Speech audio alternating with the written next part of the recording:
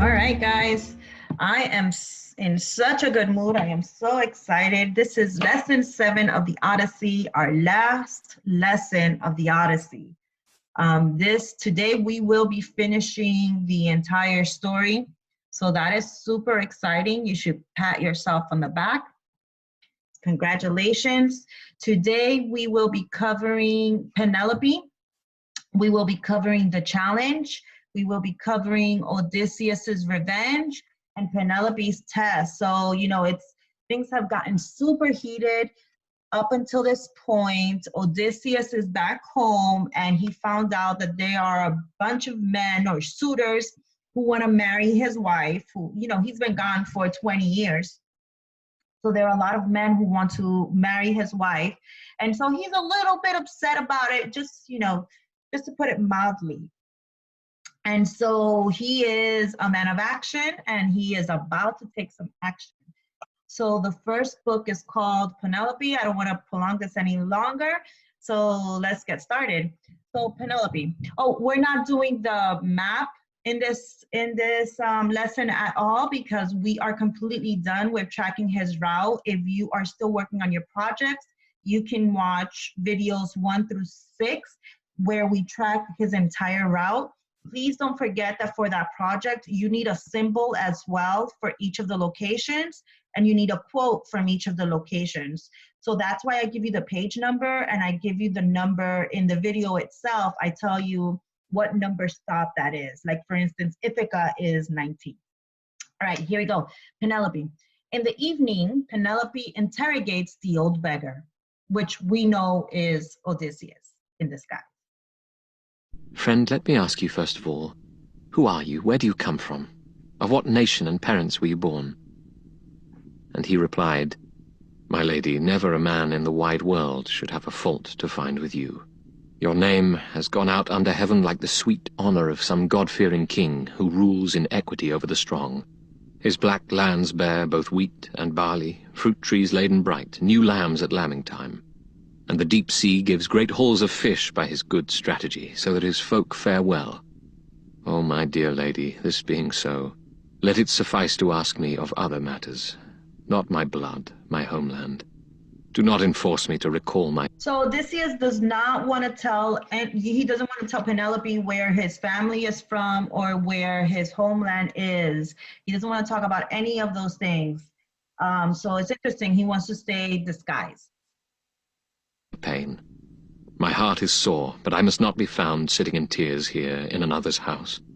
It is not well forever to be grieving. One of the maids might say, or you might think, I had got maudlin over cups of wine. And Penelope replied, Stranger, my looks, my face, my carriage were soon lost or faded when the Achaeans crossed the sea to Troy. Odysseus, my lord among the rest. If he returned, if he were here to care for me, I might be happily renowned. But grief instead heaven sent me, years of pain. Sons of the noblest families on the islands, Dulichian, Sami, wooded Zakynthos, with native Ithacans are here to court me against my wish, and they consume this house. Can I give proper heed to guest or suppliant or herald on the realm's affairs? How could I? Wasted with longing for Odysseus, while here they press for marriage. Ruses served my turn, to draw the time out. First, a close-grained web I had the happy thought to set up weaving on my big loom in hall. I said that day, Young men, my suitors, now my lord is dead, let me finish my weaving before I marry, or else my thread will have been spun in vain. It is a shroud I weave for Lord Laertes when cold death comes to lay him on his bier. The country wives would hold me in dishonor if he with all his fortune lay unshrouded. I reached their hearts that way, and they agreed. So every day I wove on the great loom, but every night by torchlight I unwove it, and so for 3 years I deceived the Achaeans. But when the seasons brought a 4th year on, as long months waned and the long days were spent, through impudent folly in the slinking maids they caught me, clamoured up to me at night. I had no choice then but to finish it. And now, as matters stand at last, I have no strength left to evade a marriage, cannot find any further way. My parents urge it upon me, and my son will not stand by while they eat up his property. He comprehends it, being a man full grown, able to oversee the kind of house Zeus would endow with honor. But you two, confide in me, tell me your ancestry. You were not born of mythic oak or stone. Okay, so she tells the stranger, which is actually Odysseus, that she lost everything when Odysseus left, that if he would return, she would be renowned, right? Men have come from many places to court her against her wish. So what she did is she said to them, well, let me weave this shroud, and I need to do it as to honor my husband's family who he's passed. So I need to honor my husband's family. So she began weaving by day, and what she does is she unweaves everything that she wove in the morning time at nighttime. So every time she wakes up, there's like nothing left, and she has to redo it over and over and over. And this has been fooling, like she's been able to stall, with her decision of marriage by this, this pretend weave. So she starts weaving her shroud every day, and then at nighttime she like tears it apart, and then when they wake up in the morning, they're like, oh, what happened? And she has to redo it again. So that's where we're at. Penelope again asks the beggar to tell about himself. He makes up a tale in which Odysseus is mentioned and declares that Penelope's husband will soon be home. You see then, he is alive and well, and headed homeward now, no more to be abroad, far from his island, his dear wife and son. Here is my sworn word for it. Witness this, God of the zenith, noblest of the gods, and Lord Odysseus' hearthfire now before me. I swear these things shall turn out as I say.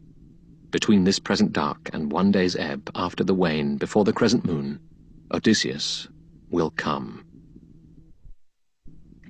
Okay, so the beggar says that Odysseus will soon be home, is what the beggar tells her. So there's hope, right?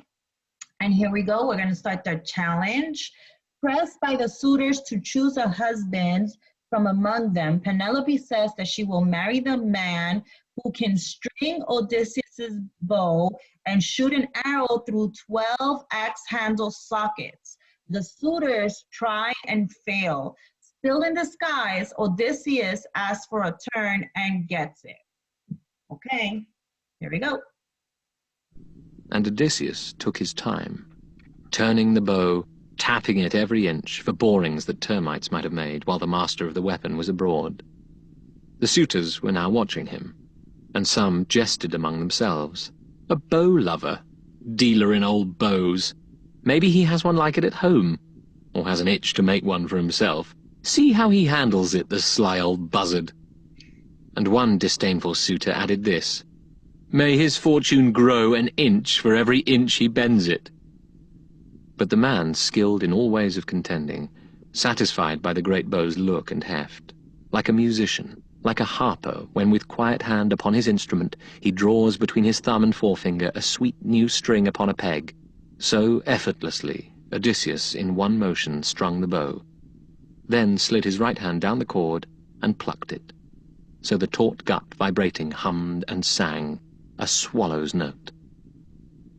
In the hushed hall it smote the suitors, and all their faces changed. Then Zeus thundered overhead, one loud crack for a sign.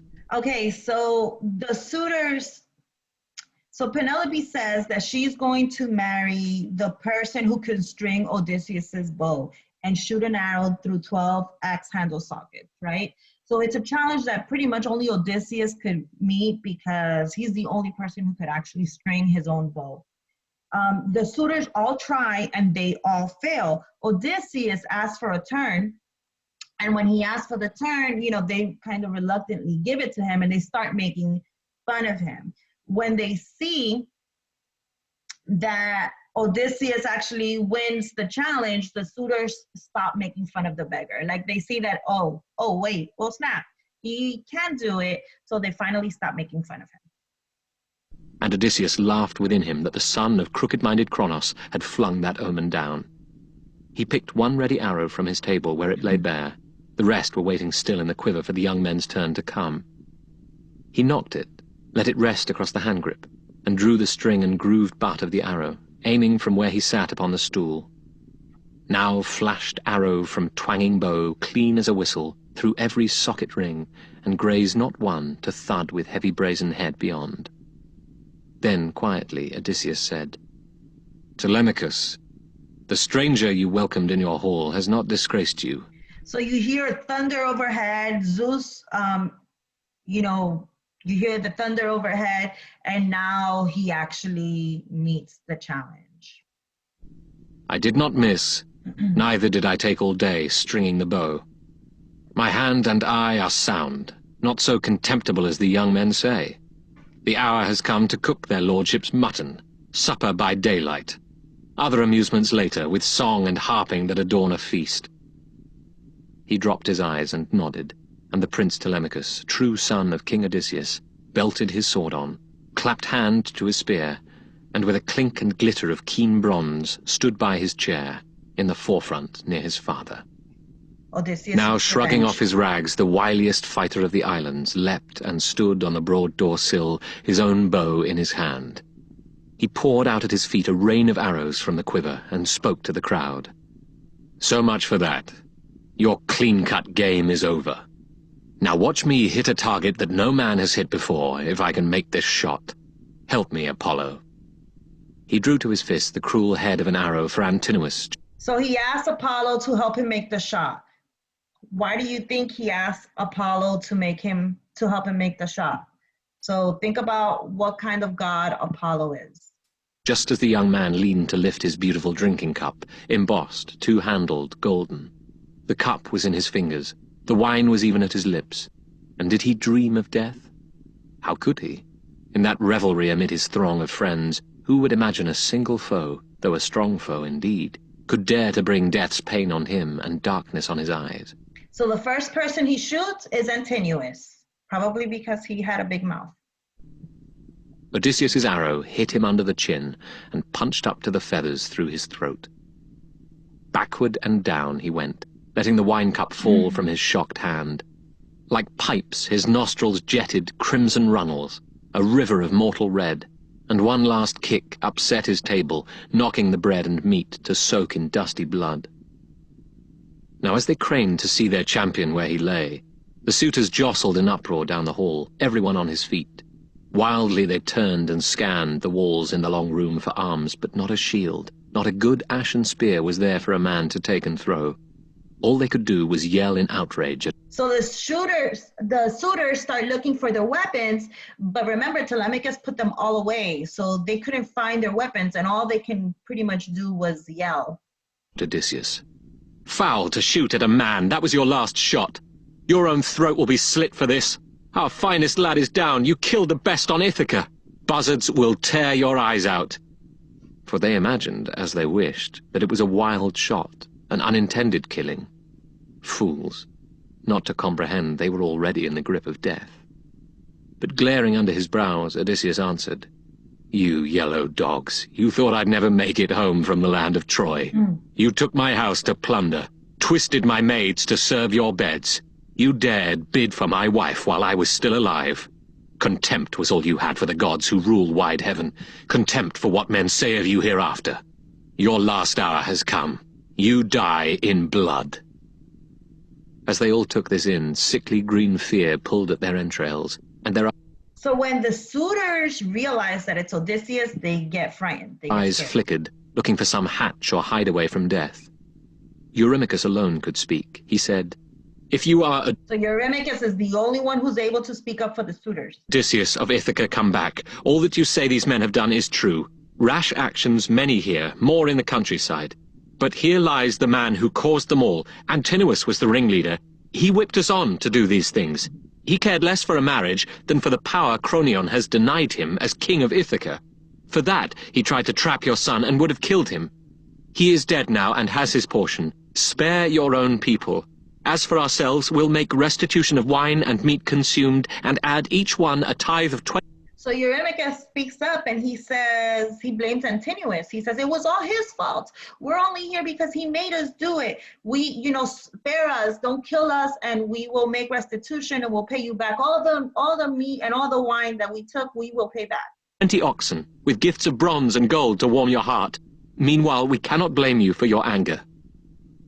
Odysseus glowered under his black brows and said, "Not for the whole treasure of your fathers, all you enjoy, lands, flocks, or any gold, put up by others, would I hold my hand. There will be killing till the score is paid.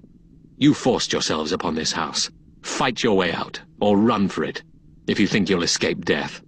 I doubt one man of you skins by." They felt their knees fail and their hearts, but heard Eurymachus for the last time rallying them. "Friends," he said, "the man is implacable. Now that he's got his hands on bow and quiver, he'll shoot from the big doorstone there until he kills us to the last man." And so now Eurymachus sees that there's no reasoning with Odysseus, who will get his revenge. And so he just says, let's fight. You know, there's no getting out of here unless we fight. And so he's kind of rallying the men up to fight. "Fight, I say. Let's remember the joy of it. Swords out. Hold up your tables to deflect his arrows. After me, everyone, rush him where he stands. If we can budge him from the door, if we can pass into the town, we'll call out men to chase him. This fellow with his bow will shoot no more." He drew his own sword as he spoke, a broadsword of fine bronze, honed like a razor on either edge. Then, crying hoarse and loud, he hurled himself at Odysseus. But the kingly man let fly an arrow at that instant, and the quivering feathered butt sprang to the nipple of his breast as the barb stuck in his liver. The bright broadsword clanged down. He lurched and fell aside, pitching across his table. His cup, his bread and meat were spilt and scattered far and wide, and his head slammed on the ground. Revulsion, anguish in his heart, with both feet kicking out. He downed his chair while the shrouding wave of mist closed on his eyes. Amphinomus now came running at Odysseus, broadsword naked in his hand. He thought to make the great soldier give way at the door, but with a spear throw from behind, Telemachus hit him between the shoulders, and the lance head drove clear through his chest. So Telemachus kills Amphinomus. He left his feet and fell forward, thudding forehead against the ground. Telemachus swerved around him, leaving the long dark spear planted in Amphinomus. If he paused to yank it out, someone might jump him from behind or cut him down with a sword at the moment he bent over. So he ran from the tables to his father's side and halted, panting, saying, "Father, let me bring you a shield and spear, a pair of spears, a helmet. I can arm on the run myself. I'll give outfits to Eumaeus and this cowherd. Better to have..." So Telemachus goes and he's suggesting to his father that they have equipment ready. Let's get ready to fight. Let's have all this equipment ready. "Equipment," said Odysseus. "Run, then, while I hold them off with arrows, as long as the arrows last. When all are gone, if I'm alone, they can dislodge me." Quick upon his father's word, Telemachus ran to the room where spears and armor lay. He caught up 4 light shields, 4 pairs of spears, 4 helms of war high-plumed with flowing manes, and ran back loaded down to his father's side. He was the first to pull a helmet on and slide his bare arm in a buckler strap. The servants armed themselves, and all 3 took their stand beside the master of battle. While he had arrows, he aimed and shot, and every shot brought down one of his huddling enemies. But when all barbs had flown from the bowman's fist, he leaned his bow in the bright entryway beside the door and armed, a 4-ply shield hard on his shoulder and a crested helm, horse-tailed, nodding stormy upon his head. Then took his tough and bronze-shod spears. Okay, so aided by Athena, Odysseus, Telemachus, Eumaeus, and other faithful herdsmen kill all the suitors. So what's the result is that they end up killing all the suitors. And Odysseus looked around him, narrow-eyed, for any others who had lain hidden, while death's black fury passed. In blood and dust he saw that crowd all fallen, many and many slain. Think of a catch that fishermen haul into a half-moon bay in a fine mesh net from the white caps of the sea, how all are poured out on the sand in throes for the salt sea, twitching their cold lives away in Helios's fiery air. So lay the suitors, heaped on one another. All right, so Odysseus basically killed all the suitors. Our next book is called Penelope's Test. Penelope tests Odysseus to prove he really is her husband. So he's been gone for 20 years. He was dressed as a beggar. There's some magic going on here too. But, you know, it makes perfect sense that she would want to test him. Great-hearted Odysseus, home at last, was being bathed now by Eurynome and rubbed with golden oil, and clothed again in a fresh tunic and a cloak. Athena lent him beauty head to foot. She made him taller and massive too, with crisping hair in curls like petals of wild hyacinth, but all red golden.